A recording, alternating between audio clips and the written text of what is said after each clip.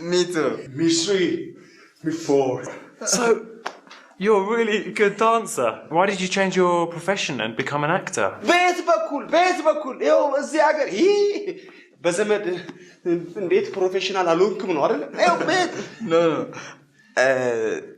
ጥሩ ዳንሰኛ ነህ። ለምንድን ነው ሙያህን ቀይረህ አሁን ተዋናይ የሆንከው እያለ ነው። ልፈትን ብዬ እኮ ነው ዴቭ። ሰምቼዋለሁ ቅድም። Art and me, hand and glove. Art without me? No. Without art glove? No. ጥብቅ By the way, appreciate Hollywood film.